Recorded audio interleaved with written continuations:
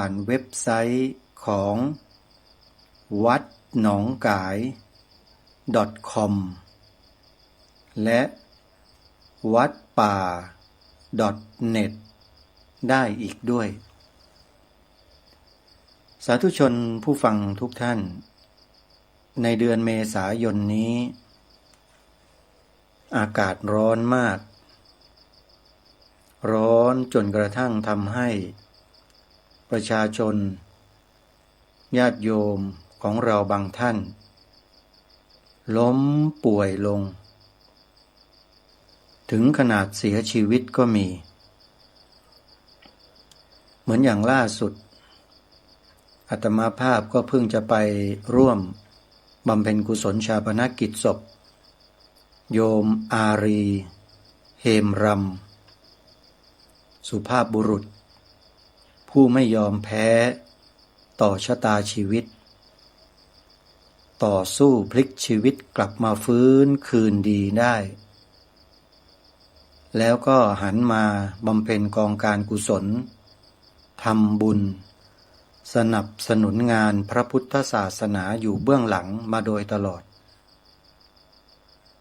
อาตมาภาพในฐานะสวนป่าสามัคคีธรรม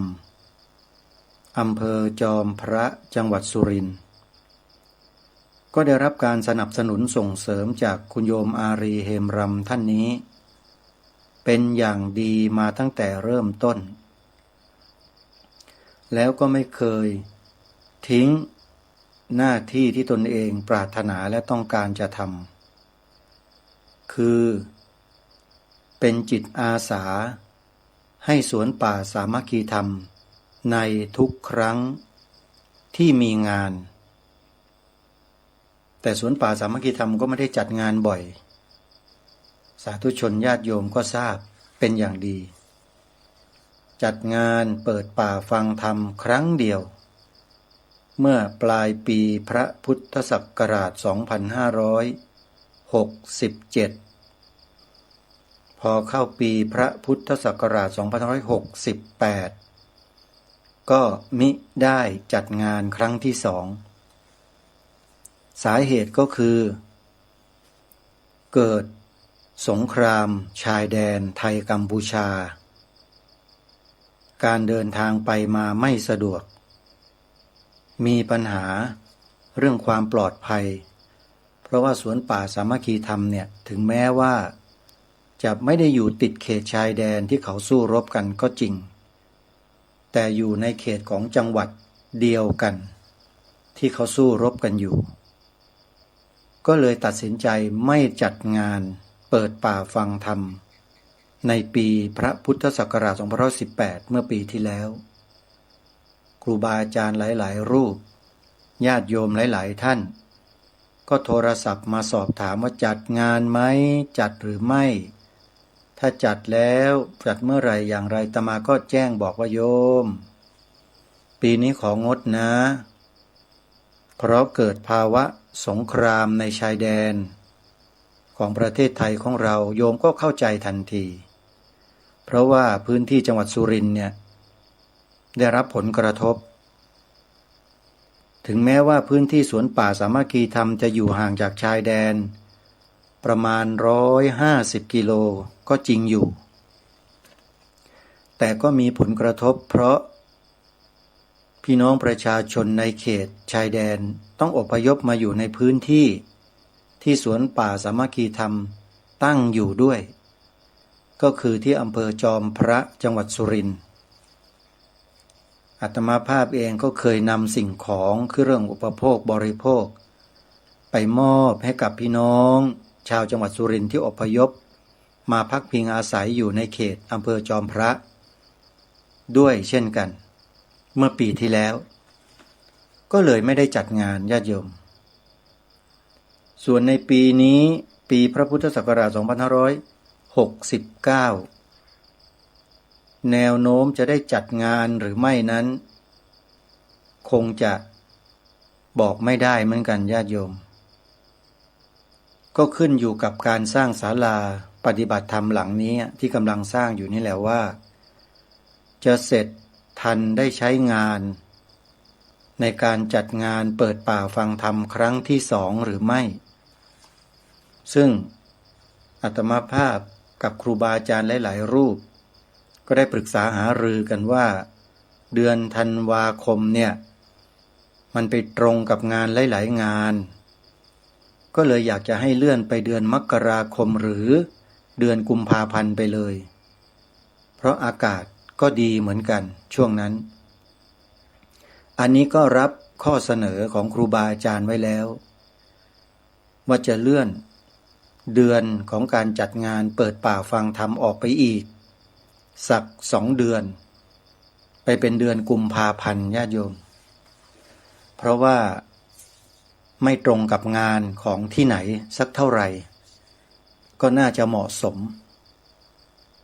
แต่ทั้งนี้ทั้งนั้นก็ต้องรอการตัดสินใจอีกครั้งหนึ่งว่าจะจัดได้หรือไม่และจะจัดในเดือนอะไรกันแน่ตอนนี้ยังไม่ได้กำหนดแล้วถ้ามีกำหนดออกมาอย่างชัดเจนเมื่อไรอาตมาก็จะได้แจ้งให้กับญาติโยมได้ทราบในโอกาสต่อไปนะโยมนะสำหรับในช่วงนี้ก็ต้องขอสร้างศาลาปฏิบัติธรรมให้แล้วเสร็จเสียก่อนดูท่าทางแนวโน้มจะเสร็จช้าหรือเร็วนั้นบอกไม่ได้จริงๆเพราะขึ้นอยู่กับเงินงบประมาณที่ญาติโยมร่วมบริจาคถ้าญาติโยมช่วยกันบริจาคเข้ามาเร็วๆบริจาคกันมาเรื่อยๆศาลาปฏิบัติธรรมก็จะได้สร้างไปเรื่อยๆญาติโยมเพราะฉะนั้นถ้าญาติโยมต้องการจะให้ศาลาหลังนี้เสร็จเร็วๆโยมก็ต้องร่วมทำบุญกันเร็วๆนะญาติโยมนะอย่ารอช้าในสัปดาห์นี้ก็มีคุณโยมแม่ศรีนวลรันจวนจากดอยสะเก็ดจังหวัดเชียงใหม่ก็โอนปัจจัยมาถวายเป็นรายเดือนเรียบร้อยแล้วโยมแม่ศรีนวลรันจวนเนี่ยก็จะทำบุญกับรายการคดีโลกคดีธรรมเนี่ยเดือนละ300 บาททุกเดือนก็ทำให้รายการเนี้ยมีปัจจัยมาเป็นค่าดำเนินการในการทำกิจกรรมต่างๆของรายการก็ขออนุโมทนาบุญกับโยมแม่ศรีนวลรันจวนไว้ณโอกาสนี้ด้วยนะโยมแม่นะโทรศัพท์มาแจ้งแล้วก็ญาติโยมที่โอนปัจจัยเข้ามาร่วมสนับสนุนรายการคดีโลกคดีธรรมทุกท่านทุกคนที่ไม่ได้ออกนามขอให้อานิสงส์ผลของบุญที่เกิดขึ้นด้วยเจตนาของอาตมาภาพในการดำเนินรายการคดีโลกคดีธรรมทำเพื่อชาติเพื่อพระพุทธศาสนาเพื่อพระมหากษัตริย์อันเป็นบุญกุศลใหญ่นี้จงสำเร็จแก่ญาติโยมสาธุชนที่ร่วมสนับสนุนรายการคดีโลกคดีธรรมเข้ามาอยู่เบื้องหลังทุกท่านทุกคนนะโยมนะอาตมาภาพไม่ใช่อยู่คนเดียวต้องเลี้ยงดูโยมมารดาอยู่ด้วยนำมาดูแลไว้ที่วัดนี่แหละไม่ใช่สวนป่านะโยมอยู่ที่กรุงเทพอาตมาก็ต้องคอยให้ปัจจัยโยมแม่เนี่ยไปจับจ่ายใช้สอยซื้อสิ่งที่จำเป็นในการอุปโภคและบริโภคแล้วก็เผื่ออาตมาด้วยก็คือภัตตาหารเท่ากับว่าโยมที่ถวายปัจจัยสนับสนุนรายการคดีโลกคดีธรรมเข้ามาเนี่ยก็เท่ากับว่าช่วยส่งเสริมให้อาตมาเนี่ยกระทำการกตเวทีตอบแทนคุณโยมมารดาด้วยคือให้โยมมารดาได้ใช้จ่ายตามความเหมาะสมด้วยความประหยัดและอาตมาภาพก็ต้องดูแลรับผิดชอบเรื่องค่ากระแสไฟฟ้าน้ำประปาเครื่องใช้ไม้สอยที่จำเป็นในการซักในการอะไรต่างๆเหล่านี้ ในการล้างก็จะต้องซื้อสิ่งเหล่านี้เข้ามาให้โยมแม่ได้ใช้ได้ทำขออนุโมทนาบุญกับญาติโยมอีกครั้งหนึ่งที่สนับสนุนรายการคดีโลกคดีธรรมเข้ามานะโยมนะ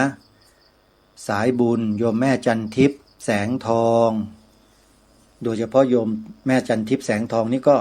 โอนมาทำบุญทุกเดือนเหมือนกันกับโยมพ่อสองท่านตายาย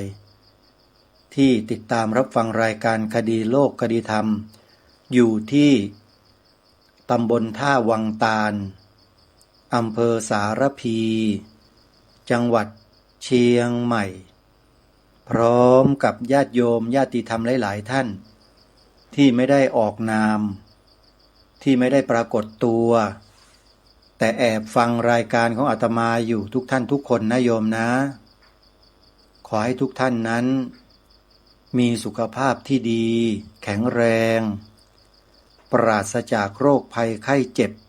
ที่ร้ายแรงทั้งปวงขอให้ไม่มีโรคภัยถ้าเจ็บป่วยไข้อะไรก็ขอให้เป็นเจ็บป่วยไข้เล็กๆน้อยๆบริหารร่างกายนิดหน่อยรับประทานยาสมุนไพรแบบไทยๆแล้วก็หายกันถ้าจะเป็นก็เป็นแบบนั้นโยมส่วนโรคหนักๆโรครุนแรงโรคที่เป็นแล้วไปไวๆอย่าเป็นขอให้พ้นจากโรคเหล่านี้กันให้หมดทุกคนเลยใครที่ฟังรายการคดีโลกคดีธรรมนะอาตมาอวยพรให้สุขภาพแข็งแรงกันทุกท่านทุกคนอาตมาภาพเองก็มาระวังตัวเองอยู่มาดูแลงานสร้างศาลาปฏิบัติธรรมกลางแจ้งแล้วอยู่ในพื้นที่อีสานใต้คือจังหวัดสุรินทร์อากาศก็แห้งแล้งจัดแดดก็แรงร้อนก็ต้องใช้น้ำชุบผ้าแล้วก็โปะเข้าลงที่ต้นคอศีรษะเช็ดหน้าอยู่อย่างเนี้ยโยมเพื่อระบายความร้อนญาติโยมก็ต้องทำกันด้วยนะใครที่ทำงานกลางแจ้งเนี่ยโยมถ้าไม่จำเป็นอย่าออกแดดในช่วงกลางวันเนี่ยให้หยุดไปเลยแล้วไปออกกันทีในช่วงเย็นๆค่ำๆนู่นแดดอ่อนๆแล้วนู่นหรือเวลาที่ไม่มีแดดเพราะจะทำให้เราปลอดภัยนะโยมนะส่วนญาติโยมท่านใดเมื่อฟังอาตมาภาพปรารภเช่นนี้แล้วปรารถนาจะร่วมทำบุญกับรายการคดีโลกคดีธรรมหรือจะร่วมเป็นเจ้าภาพสร้างศาลาปฏิบัติธรรมโยมก็สามารถจดเบอร์บัญชีธนาคารไว้แล้วก็โอนปัจจัยเข้ามาร่วมทำบุญได้เลยแล้วโยมก็แจ้งบอกกับอาตมาภาพที่หมายเลขโทรศัพท์ที่จะบอกกับญาติโยมและเบอร์โทรศัพท์นี้ก็เป็นพร้อมเพย์เช่นเดียวกันด้วยเพราะฉะนั้นญาติโยมที่จะร่วมทำบุญกับอาตมาก็สามารถทำได้2ช่องทางคือโอนทางธนาคารและโอนทางพร้อมเพย์เบอร์บัญชีธนาคารนะโยมจดไว้นิดหนึ่งร่วมสนับสนุนรายการคดีโลกคดีธรรมนะธนาคารไทยพาณิชย์ชื่อบัญชีพระปลัดณรงค์ฤทธิ์หมายเลขบัญชี11421498897ธนาคารไทยพาณิชย์เลขบัญชี11421498897ชื่อบัญชีพระปลัด ณรงค์ฤทธิ์หรือจะโอนทางพร้อมเพย์ที่หมายเลข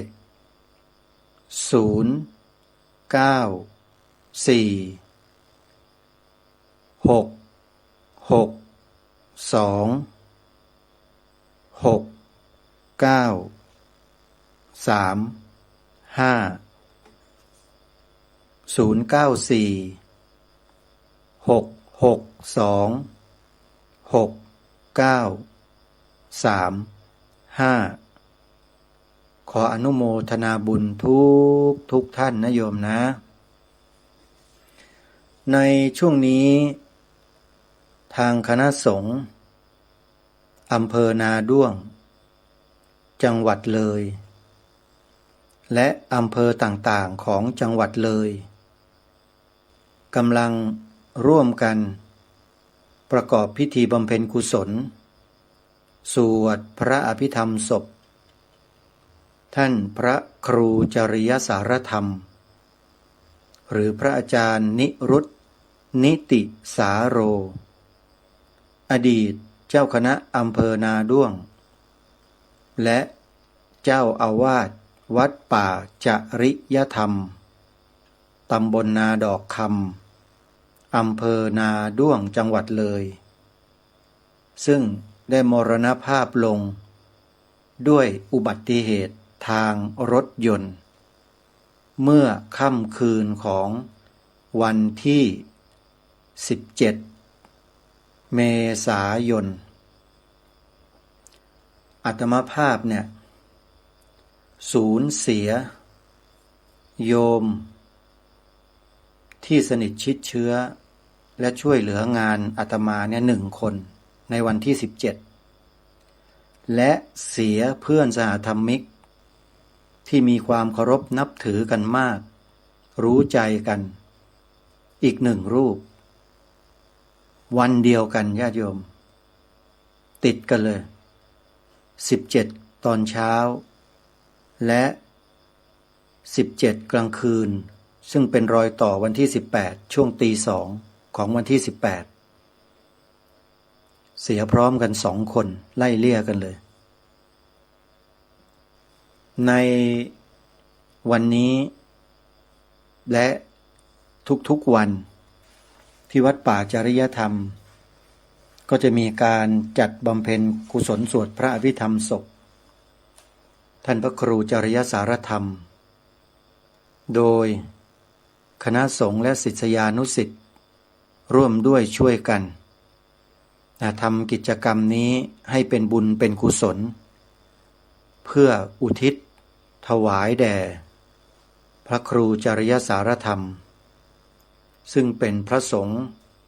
นักเผยแผ่พระพุทธศาสนานักปฏิบัติเป็นครูเป็นอาจารย์ของพระสงฆ์สามเณรจำนวนมากหลายรูปพร้อมทั้งญาติโยมสาธุชนหลายๆท่านเป็นที่ยอมรับในแวดวงของงานเผยแผ่พระพุทธศาสนาว่า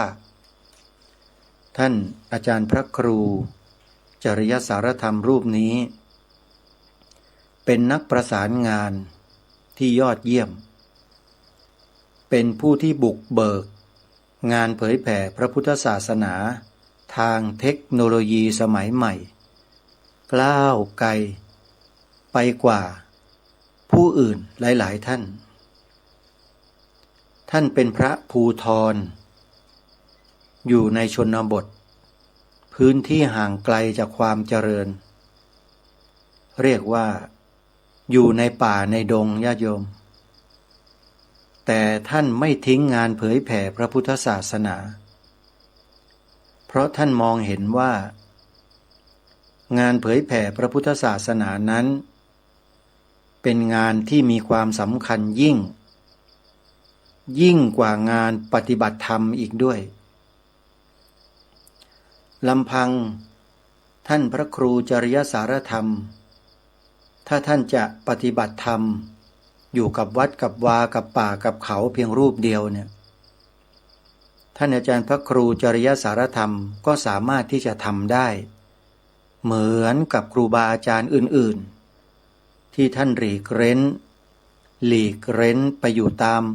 เขาตามถ้ำตามป่าตามดงแล้วก็บำเพ็ญสมณธรรมจนหลุดพ้นจนเข้าถึงอริยไยธรรมทั้งหลายทั้งปวงได้ท่านก็สามารถทำได้เหมือนกันแต่ท่านไม่ทิ้งงานเผยแผ่พระพุทธศาสนาท่านก็อยู่ในป่าในดงของท่านนั่นแหละแต่ท่านก็ทำงานเผยแผ่ไปด้วยอาตมาภาพยังจำความได้สนิทเลยโยมเมื่อครั้งแรกที่เดินทางไปวัดป่าจริยธรรมในนามของสถานีโทรทัศน์ดีทีวีที่อาตมาภาพเป็นพิธีกรหลักในรายการตระเวนคนตระเวนธรรมอยู่นั้นท่านพระครูจริยสารธรรมนี่แหละก็ติดต่อเข้าไปที่สถานีอยากได้มาถ่ายทอดงานของวัดป่าจริยธรรมทางผอ.ดีทีวีพระมหาดร.ปราโมทย์ ประโมทโยก็อนุมัติทันทีให้มาถ่ายทอดกิจกรรมของวัดป่าจริยธรรมและตั้งแต่บัดนั้นเป็นต้นมาวัดป่าจริยธรรมก็เริ่มเป็นที่รู้จักของผู้คนทั่วทั้งประเทศและทั่วโลกเพราะสถานีโทรทัศน์ดีทีวีได้แพร่ภาพและเสียงออกไปทั่วโลกในเวลานั้นแล้วก็มีผู้คนนิยมติดตามชมสถานีโทรทัศน์ดีทีวีเป็นจำนวนมากด้วยตั้งแต่วันนั้นเป็นต้นมาท่านพระครูจริยสารธรรมกับอาตมาภาพก็เริ่มติดต่อประสานงานกันร่วมงานกันเผยแผ่พระพุทธศาสนามาโดยลำดับแล้วก็มีการขยายงานขยายคนออกไปเรื่อยๆอาตมาภาพก็ตระเวนไปถ่ายทอดสดกิจกรรมในหลายๆจังหวัดไม่ว่าจะเป็นจังหวัดเลยจังหวัดเชียงใหม่จังหวัดกาฬสินธุ์จังหวัดสุรินทร์จังหวัดสุพรรณบุรีจังหวัดกาญจนบุรีต่างๆเหล่านี้ญาติโยมจังหวัด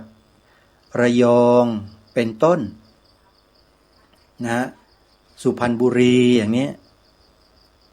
ก็เป็นที่รู้จักของครูบาอาจารย์เจ้าคณะพระสังฆาธิการทั่วราชอาณาจักรซึ่งในฐานะเป็นผู้ดำเนินรายการเป็นพิธีกรในรายการบนเวทีการจัดงานต่างๆก็เป็นพิธีกรนำเสวนาอยู่เป็นประจำแล้วก็เป็นพิธีกรถ่ายทอดสดกิจกรรมต่างๆของงานต่างๆมากมายแม้แต่งานครูสมาธิของสถาบันพลังจิตตานุภาพของท่านพระอาจารย์หลวงพ่อเจ้าประคุณสมเด็จพระยานวชิโรดมก็คือหลวงพ่อพระอาจารย์หลวงพ่อวิริยังสิรินทโรก็ไปถ่ายทอดสดให้กับหลวงพ่อหลายต่อหลายครั้งบันทึกเทปโทรทัศน์ของพระอาจารย์หลวงพ่อก็หลายครั้งจนหลวงพ่อจำได้นะก็ไปงานเหล่านี้มาวัดดังๆวัดใหญ่ๆก็ไปทำหน้าที่ถ่ายทอดกิจกรรมมานี่คือหน้าที่ที่อาตมาภาพทำอยู่โดยตลอดท่านพระครูจริยสารธรรมก็รู้จักแล้วก็เจอกันบ่อยเวลามีประชุมสถานีวิทยุในกรุงเทพท่านพระครูสมุนิรุตนิติสาโรในสมัยแรกๆนะฮะท่านเป็นพระครูสมุท่านก็เดินทางไปกับหมู่กับคณะพากันไปร่วมประชุมที่วัดสัมพันธวงศ์เมื่อต้นปีพระพุทธศักราช2551 52 53เรื่อยมาจนรู้จักคุ้นเคยเป็นอย่างดีแล้วก็ได้ร่วมงานกันมาโดยตลอดวัดป่าจริยธรรมเวลามีงานมีการต่างๆท่านก็นิมนต์มาร่วมงานถ้าปีไหนอาตมาภาพไม่สะดวกก็ไม่ได้เดินทางไปร่วมเหมือนอย่างปีนี้งานทำบุญสถานีวิทยุของวัดป่าจริยธรรมเนี่ยอาตมาภาพก็ไม่ได้เดินทางไปเพราะว่าติดภารกิจสร้างศาลาปฏิบัติธรรมที่สวนป่าสามัคคีธรรมนี่แหละ ก็บอกท่านอาจารย์พระครูไปว่าผมขอบายนะครับปีนี้แต่ก็จะร่วมทำบุญไปก็ได้ร่วมโอนปัจจัยไปทำบุญกับทางวัดป่าจริยธรรมนะในครั้งนั้นเรียบร้อยก็ถือว่าท่านพระครูจริยสารธรรมกับอาตมาภาพเนี่ยสนิทสนมกันแล้วก็เป็นสหธรรมิกที่ไว้วางใจกันอาตมาภาพนั้นดำเนินรายการคดีโลกคดีธรรมท่านพระครูจริยสารธรรมท่านก็ตัดสินนำรายการนี้แหละลงเข้าสู่ผังรายการของสถานีวิทยุพระพุทธศาสนาแห่งชาติประจำจังหวัดเลยวัดป่าจริยธรรม 96.50 เมกะเฮิรตซ์มาตั้งแต่เริ่มต้นแรกๆแล้วก็เป็นที่รู้จักของญาติโยมที่ติดตามรับฟังรายการอยู่ที่อำเภอนาด้วงอำเภอนาวังแล้วก็อำเภอเมืองอำเภอวังสะพุงอำเภอภูกระดึงผานกเขาต่างๆเหล่านี้ฟังได้หมดเลยโยมสถานีวิทยุวัดป่าจริยธรรมนั้นจะส่งสัญญาณไปทั่วแทบจะทุกอำเภอของจังหวัดเลยก็ว่าได้ด้วยประสิทธิภาพความสามารถที่พระครูจริยสารธรรมท่านได้ติดต่อประสานงานและดำเนินการจนทำให้สถานีวิทยุวัดป่าจริยธรรมนั้นเป็นที่รู้จักและยอมรับในแวดวงของนักเผยแผ่ธรรมทางสถานีวิทยุอย่างกว้างขวางอาตมาภาพเองนั้นก็คอยติดต่อประสานงานพูดคุยสอบถามอะไรกันต่างๆกับพระครูจริยสารธรรมอยู่เนืองๆก็ไม่เคยคาดคิดเลยว่าท่านจะมาด่วนจากพวกเราไปเร็วถึงขนาดนี้ในเช้าของวันที่18เมษายนอาตมาภาพกำลังจัดรายการวิทยุอยู่โยมที่เป็นจิตอาสาช่วยงานการกันเนี่ยก็ตะโกนลั่นมาบอกอาตมาเลยว่าท่านพระครูนิรุตท่านเสียแล้วท่านมรณภาพแล้วอาตมาก็เลยต้องหยุดจัดรายการวิทยุชั่วคราวแล้วก็เดินลงไปถามให้ชัดเจนว่าเรื่องอะไรทำไมจึงตะโกนเสียงดังร้องห่มร้องไห้กันถึงขนาดนั้นแล้วก็พูดอย่างชัดเจนว่าท่านพระครูจริยสารธรรมท่านนิรุตมรณภาพแล้วอาตมานี่ขนหัวลุกเลยโยมไม่เชื่อคำพูดนี้เด็ดขาดคนอย่างพระครูจริยสารธรรมน่ะเหรอที่จะมรณภาพง่ายๆนึกถึงว่าท่านเป็นโรคอะไรนอนหลับอยู่ที่กุฏิแล้วไม่ตื่นหรือเปล่าก็นึกในใจว่าไม่น่าจะใช่หรอกข่าวนี้อาจจะลวงหรือปลอมก็ได้อาตมาภาพก็มานั่งจัดรายการต่อสักพักหนึ่งพระสงฆ์เจ้าอาวาสวัดถ้ำประกายเพชรซึ่งตั้งอยู่ที่ตำบลนาดอกคำอำเภอนาด้วงจังหวัดเลย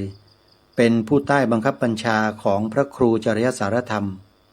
ในฐานะที่เป็นเจ้าหน้าอำเภอท่านพระครูจริยะเนี่ยเป็นเจ้าหน้าอำเภอพระรูปนี้ก็เป็นลูกเจ้าคณะอำเภอว่างั้นเถอะผู้ใต้บังคับบัญชาก็โทรศัพท์มาหาอาตมาก็กำลังจัดรายการอยู่ก็เลยไม่ได้รับสายแต่เห็นชื่อแล้วแหละปรากฏอยู่ในโทรศัพท์มือถือ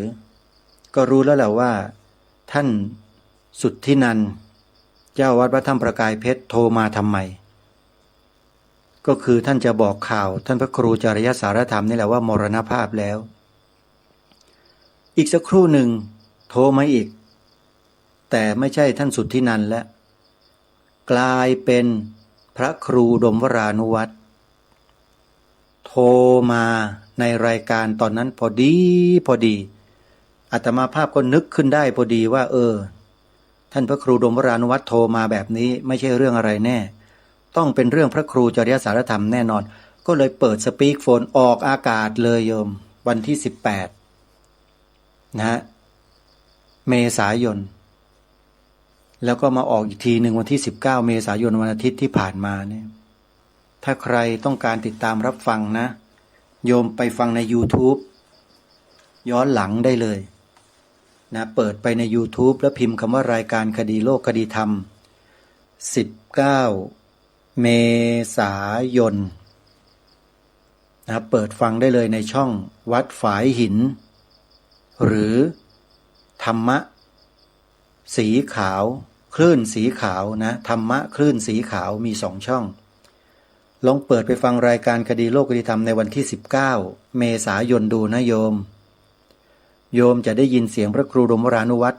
ออกอากาศสดๆในขณะที่เดินทางไปรับศพพระครูจริยสารธรรมที่โรงพยาบาลอำเภอชัยบาดาลจังหวัดลพบุรี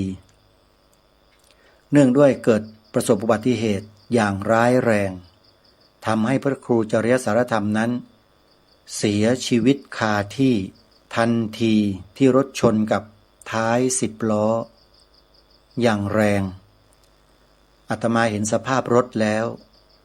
ยุบเข้าไปหาพระครูจริยสารธรรมเนี่ยแบบสนิทมิตรเลยโยมแล้วก็เห็นรถ10 ล้อคันนั้นแล้วด้วยบรรทุกท่อนซุงมายื่นออกมาด้านหลังซึ่งตรงกับศีรษะของพระครูจริยสารธรรมที่นั่งมาในรถตู้แล้วชนเข้าพอดิบพอดีที่ศีรษะของท่านคอหักมรณภาพทันทีนี่คือคำบอกเล่าของพระครูดมวรานุวัตรท่านไปพบเหตุการณ์แล้วก็ได้ข้อมูลจากเจ้าหน้าที่มานี่แหละญาติโยมสาธุชนทั้งหลายมรณภัยหรือความตายที่เรารู้จักกันเนี่ยมันเป็นเรื่องที่เราไม่สามารถจะกำหนดรู้ได้เลยว่าคนเราทุกคนนั้นจะตายที่ไหนตายวันใดเดือนใดปีพ.ศ. ใดเราไม่มีวันจะทราบและจะรู้ได้พระสัมมาสัมพุทธเจ้าจึงมีพระพุทธดำรัสตรัสสอนให้เหล่าสาวกคือพวกเราทั้งหลายที่เป็นชาวพุทธเนี่ยให้พิจารณาถึงความตายเนืองๆคำว่าเนืองๆในที่นี้เนี่ยพระสัมมาสัมพุทธเจ้าตรัสสอนบอกพระอานนท์พระปัจฉาสมณะของพระองค์เนี่ยว่าให้กำหนดทุกอิริยาบถทุกลมหายใจเข้าออกทุกวินาทีนั่นแหละจึงชื่อว่าไม่ประมาทท่านอาจารย์พระครูจริยสารธรรมท่านเป็นหนึ่งในพระสงฆ์ปฏิบัติธรรมอย่างต่อเนื่องท่านไม่เคยทิ้งธรรมเลยอยู่กับธรรมะตลอดเพราะเมื่อสมัยท่านมาดำรงตำแหน่งเป็นเจ้าสำนักสงฆ์ถ้ำผาหม้อหรือวัดป่าจริยธรรมในปัจจุบันเนี่ยท่านมาบำเพ็ญสมณธรรมอยู่ในถ้ำนะโยมท่านชอบหลีกเร้นและชอบปฏิบัติพอท่านออกพรรษาออกจากถ้ำมา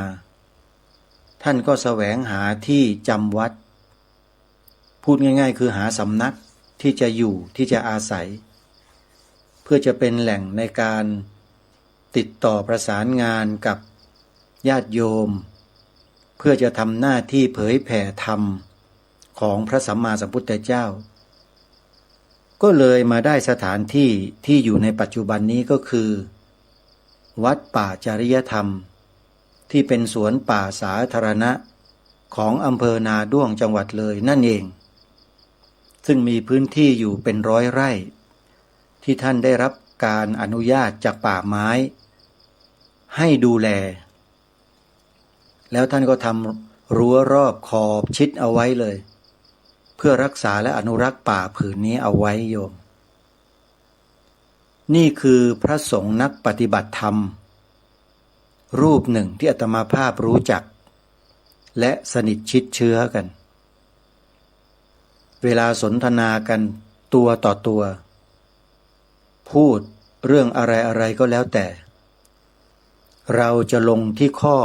ปฏิบัติธรรมของพระสัมมาสัมพุทธเจ้าด้วยกันทั้งคู่แล้วก็ลงตัวกันทุกครั้งเพราะฝึกฝนมาในลักษณะที่คล้ายคลึงกันหรืออาจจะบอกว่าเหมือนกันก็ได้นั่นก็คือการเจริญสติปัฏฐานสี่นั่นเองญาติโยมคือพิจารณากายในกายเนืองๆพิจารณาเวทนาในเวทนาเนืองๆพิจารณาจิตในจิตเนืองๆและพิจารณาธรรมในธรรมเนืองๆกายเวทนาจิตธรรมสิ่งเหล่านี้ไม่ได้อยู่ข้างนอกชีวิตของเราเลยอยู่ในชีวิตของเราล้วนๆที่เรารู้จักในชื่อว่ารูปนามนั่นเองพระสัมมาสัมพุทธเจ้าก็ทรงขยายออกมาเป็นขันธ์ห้ามีอะไรบ้างขันธ์ห้ารูปเวทนาสัญญาสังขารวิญญาณนี่แหละคือองค์ประกอบของชีวิตมนุษย์ทุกคนสัตว์ทุกชีวิตเทวดาพรหมบางชั้นมีขันธ์ห้าทั้งนั้นเลย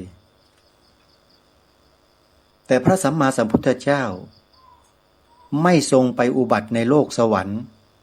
ในชั้นพรหมในอัปรโคยานทวีปปุพพวิเทหทวีป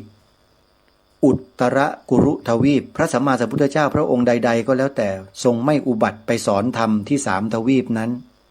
ที่อยู่ในอีกจักรวาลหนึ่งที่นอกเหนือจากจักรวาลของเราที่แกาแล็กซี่ของเราเนี่ยอยู่ตรงไหนไม่รู้พระสัมมาสัมพุทธเจ้าก็ไม่ได้ทรงบอกไว้ด้วยไม่ได้ทรงปักหมุดเอาไว้ให้เราก็เลยไม่ทราบพิกัดเลยไปสามทวีปนั้นไม่ถูกโยมอันนี้ไม่ใช่พูดเล่นนะโยมพูดเรื่องจริงนะพระสัมมาสัมพุทธเจ้าตรัสยืนยันไว้ว่าโลกแบบมนุษย์เราคือโลกใบเนี้ยเหมือนอย่างเราเนี่ยที่มีชีวิตมนุษย์อย่างเราเนี่ยมีอยู่อีกนอกจักรวาลเราอยู่อีกสามโลกพระสัมมาสัมพุทธเจ้าทรงใช้ชื่อเมื่อสักครู่นี้แหละปุพพวิเทหทวีปอัปรโคยานทวีปและอุตตรกุรุทวีปส่วนโลกของเราพระสัมมาสัมพุทธเจ้าทรงใช้ศัพท์ว่าชัมพูทวีปหรือชมพูทวีปโลกเราทั้งใบนี่แหละคือชมพูทวีปญาติโยมไม่ใช่อินเดียนะฮะอย่าเข้าใจผิดโลกมนุษย์เรานี่แหละทำไมพระสัมมาสัมพุทธเจ้าจึงทรงอุบัติขึ้นมาในโลกมนุษย์ของเราก็เพราะเหตุว่าโลกมนุษย์ของเราใบนี้มีองค์ประกอบที่พร้อมสำหรับที่จะทำให้มนุษย์ที่มาเกิดในโลกใบนี้บรรลุธรรมของพระสัมมาสัมพุทธเจ้าได้เยอะจำนวนมากและพระพุทธเจ้าก็ทรงตรัสเรื่องกงเกวียนกงกรรมให้พวกเราได้ศึกษาเรียนรู้กันว่าทำกรรมอย่างไรในชาติก่อนๆแล้วมาเกิดเป็นมนุษย์ในชมพูทวีปคือโลกใบนี้แล้วทำกรรมอย่างไรเมื่อมาเกิดในโลกใบนี้แล้วได้พบกับพระธรรมคำสอนของพระสัมมาสัมพุทธเจ้าจริงๆแล้วมีหลายขั้นตอนนะโยมแต่อาตมาตัดมาที่พระธรรมคำสอนก็แล้วกันถึงแม้ว่าพระสัมมาสัมพุทธเจ้าจะไม่มีพระพุทธสรีระเหลืออยู่แล้วทรงเสด็จดับขันธ์พระปรินิพพานไปแล้วก็ตามแต่หลักธรรมคำสอนของพระพุทธองค์ยังคงอยู่ครบถ้วนเลยเนี่ยบุคคลที่มาพบมาเจอมาศึกษาเรียนรู้มาได้สดับรับฟังพระธรรมคำสอนเนี่ยคือบุคคลที่ได้กระทำบุพกรรมเช่นใดเอาไว้พระพุทธเจ้าตรัสบอกไว้หมดเลย แล้วก็ยังมีอีกหลายๆขั้นตอนบรรลุเป็นโสดาบันสกทาคามีอนาคามีอรหันต์กระทำบุพกรรมเช่นใดเอาไว้ตรัสสอนบอกไว้หมดเลยญาติโยมในคัมภีร์พระไตรปิฎกอัตถกถาดีกา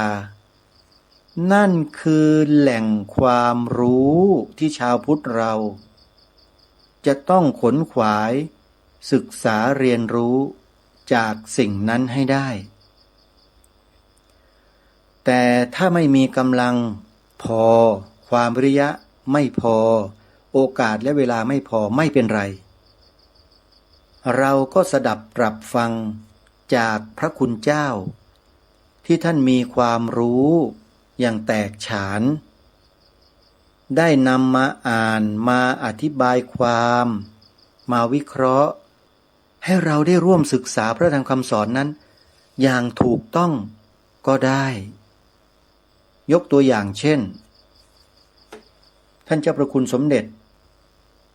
พระพุทธโฆษาจารย์ปอปยุตโตในยุคปัจจุบันนะเป็นต้น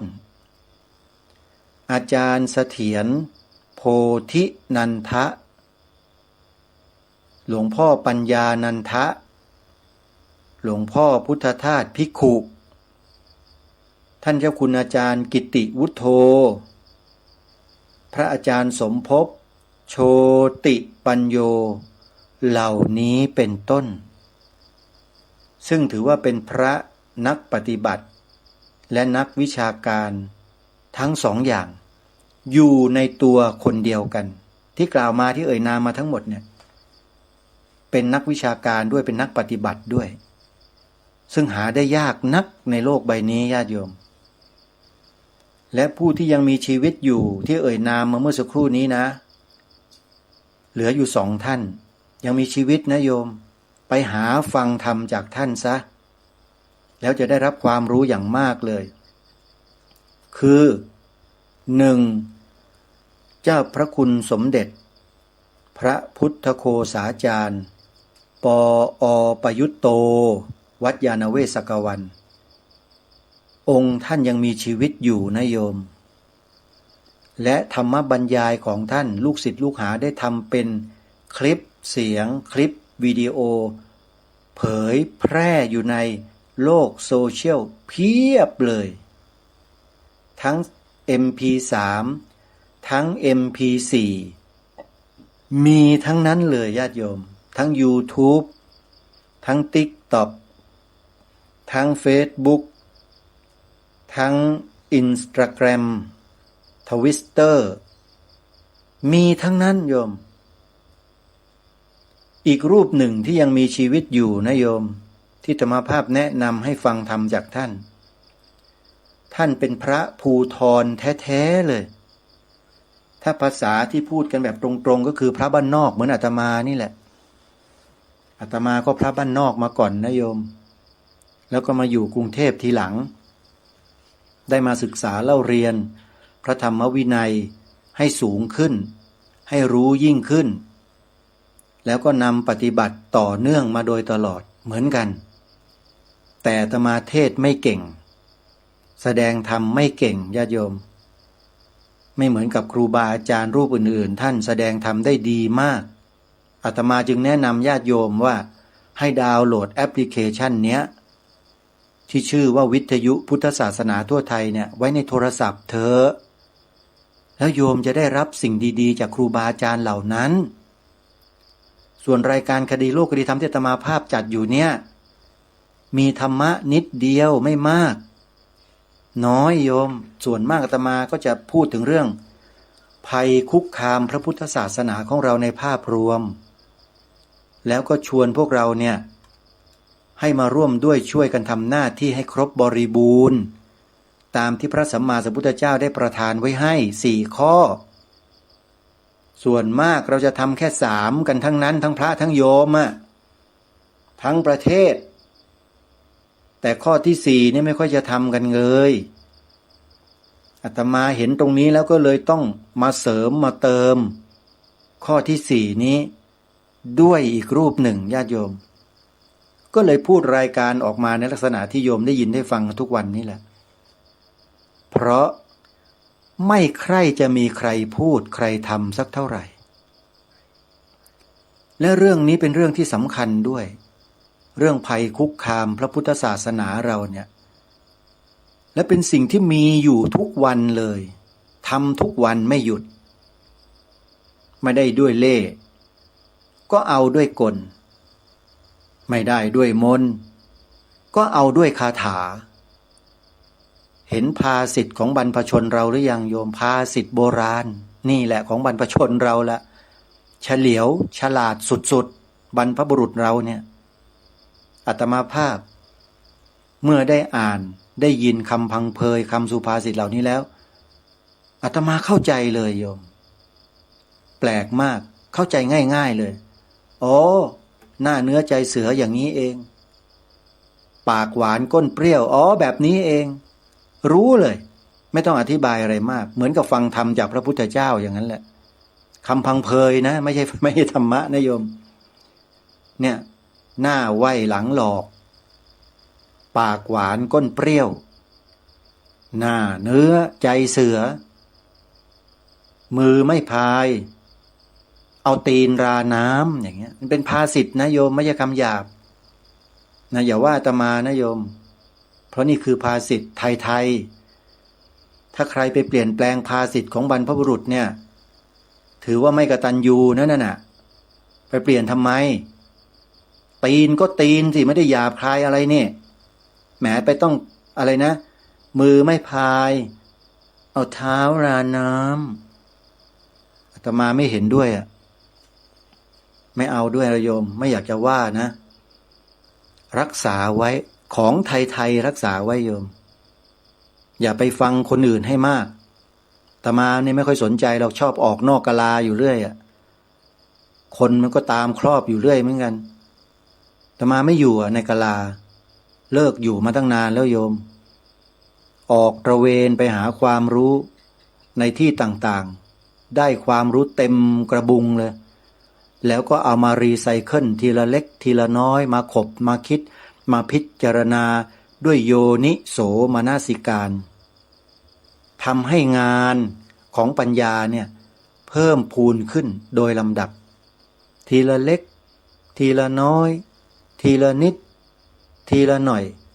ค่อยๆสั่งสมปัญญาความรู้ต่างๆไปเรื่อยๆแล้วก็นำมาวิเคราะห์สังเคราะห์นำมาวิจัยส่วนตัวด้วยสติปัญญาของเราที่มีอยู่เพื่อรับคมของปัญญาของเราเนี่ยให้มันแหลมมันคมยิ่งขึ้นตอนนี้ก็ยังไม่ค่อยคมเท่าไหร่ยังไม่ค่อยแหลมเท่าไหร่ญาติโยมยังทื่อๆอยู่เลยปัญญาอาตมาเนี่ยยังน้อยอยู่สู้ครูบาอาจารย์หลายๆรูปที่ทำงานเผยแผ่อยู่ทุกวันนี้ไม่ได้หรอกอาตมาก็เลยไม่ค่อยจะมีความสามารถในการแสดงธรรมสักเท่าไหร่ก็พูดเท่าที่โยมได้ยินได้ฟังกันนี่แหละโยมส่วนมากก็ชอบฟังธรรมะฟังครูบาอาจารย์ที่พูดธรรมะดีๆเพราะๆพูดเนิบๆพูดแล้วโยมก็มีความสุขจากการได้ยินได้ฟังเสียงนั้นแต่พอมาฟังรายการคดีโลกคดีธรรมเท่านั้นละโยมก็ฟังกันไม่ได้มีนะที่ฟังไม่ได้เลิกฟังไปเลยก็มีแล้วก็ที่เคยนิมนต์ไปก็ไม่นิมนต์เลยตลอดชาติก็มีเหมือนกันอาตมาก็ไม่ได้ยึดมั่นถือมั่นเรื่องเหล่านี้หรอกโยมรู้ตัวเองดีว่าจะต้องเจอสถานการณ์แบบนี้แหละแต่ก็ต้องยอมฮะเพราะถ้าไม่ยอมให้เขาสับเขาโขกเขาว่าเขาตำหนิเขาเกลียดอาตมาก็ไม่ได้ทำหน้าที่ตรงนี้ข้อที่4ของพระสัมมาสัมพุทธเจ้าก็คือว่าแก้พระประวาทผู้ที่กล่าวตู่ทำร้ายทำลายพระพุทธศาสนาของเราวิธีการของอาตมาก็คือแก้พระประวาททำอย่างที่โยมได้ยินได้ฟังนี่แหละโยมพูดแล้วมันยาวนะเดี๋ยวมันไม่จบอ่ะเนี่ยเวลาหมดแล้วกินเวลาของครูบาอาจารย์มา1 นาทีกว่าแล้วโยมก็คงจะต้องขอสมมุติยุติรายการไว้ก่อนนะโยมนะแล้วมาพบกันใหม่ธรรมภาพ อยู่ที่วัดป่าจริยธรรมโยมมาคารวะศพของพระครูจริยสารธรรมเพื่อนสาธมิกที่สนิทชิดเชื้อกันรูปหนึ่งที่ทำงานด้วยกันมาโดยตลอดวันนี้ก็ได้มาถวายความอาลัยแด่ท่านแล้วก็จะได้กลับไปสร้างศาลาปฏิบัติธรรมที่สวนป่าสามัคคีธรรมต่อนะโยมนะแล้วค่อยพบกันวันพรุ่งนี้ขอความสุขสวัสดีจะมีแด่ท่านผู้ฟังทุกท่านทุกคนเถิดขอเจริญพรที่จบไปแล้วนั้นเป็นรายการคดีโลกคดีธรรมดำเนินรายการโดยพระครูปลัดณรงค์ฤทธิ์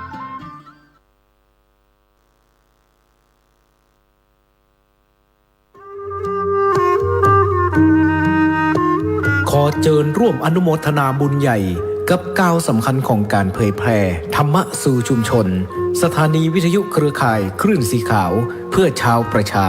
วัดบรรพตสถิตจังหวัดลำปางได้จะตั้งสถานีวิทยุคลื่น FM 106.50 เมกะเฮิรตซ์ณวัดบรรพตสถิตตำบลพระบาทอำเภอเมืองจังหวัดลำปางเพื่อเป็นกระบอกเสียงแห่งธรรมข่าวสารงานบุญและสนับสนุนกิจการคณะสงฆ์มาตั้งแต่วันที่ 1 มีนาคม 2569 บัดนี้ถึงเวลาอันเป็นมงคลขอเชิญร่วมงานทำบุญเปิดสถานีวิทยุวัดบรรพตสถิตและพิธีสามีจิกรรมสุมาคารวะสะเกล้าดำหัวครูบาอาจารย์พระนักเผยแผ่เครือข่ายคลื่นสีขาวประจำปี 2569 พบกันในวันเสาร์ที่ 25 เมษายน 2569 นี้เวลา 8 นาฬิกาประกอบพิธีสวดถอนตามโบราณประเพณี 9 นาฬิกา 30 นาทีร่วมฟังเวทีเสวนาธรรมพระสงฆ์กับการสื่อสารเล่าขานวิทยุท้องถิ่น 10 นาฬิกา 30 นาทีพิธีเจริญพระพุทธมนต์สืบชะตาเพื่อความเป็นสิริมงคล 11 นาฬิกา 29 นาทีพิธีเปิดป้ายสถานีวัดบรรพตสถิตอย่างเป็นทางการ 12 นาฬิกาอิ่มบุญอิ่มต้องกับโรงทานอาหารเลิศรสจากญาติธรรม 13 นาฬิการ่วมพิธีสามีจิกรรมสะเกล้าดำหัวพระสงฆ์ครูบาอาจารย์พระนักเผยแผ่จำนวน 50 รูป 14 นาฬิกาพิเศษกิจกรรมจับสลากมอบของขวัญรางวัลแทนใจให้แก่ญาติโยมขอเชิญคณะศรัทธาท่านผู้ฟังร่วมเป็นเจ้าภาพปัจจัยถวายพระสงฆ์50 รูปรูปละ 1,500 บาทหรือตามเจตนาศรัทธาบริจาคได้ที่ธนาคารกรุงไทยสาขาลำปางชื่อบัญชีกองทุนสนับสนุนการเผยแผ่พระพุทธศาสนาวัดบรรพตสถิตเลขที่บัญชี 503-3-15564-4 สอบถามรายละเอียดเพิ่มเติมโทร 086-586-7540 หรือ 098-005-2515 เมษายนนี้เฮามาห่วมสะเกล้าดำหัวร่วมสืบสารประเวณีปีใหม่เมืองณวัดบรรพตสถิตลำปางคลื่น 106.50 เมกะเฮิรตซ์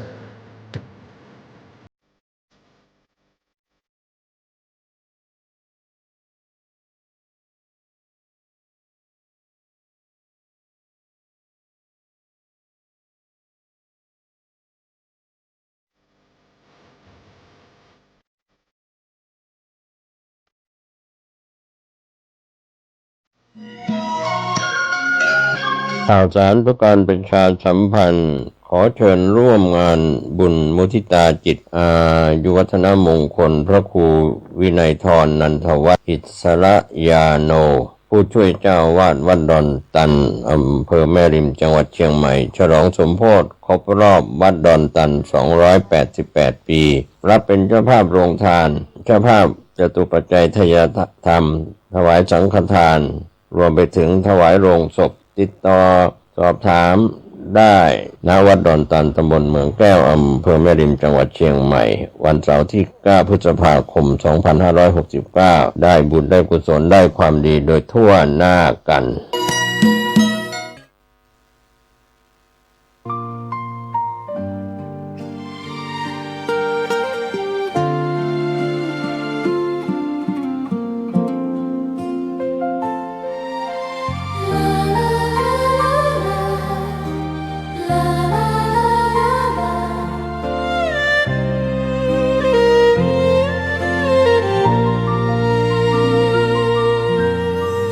แสงทอง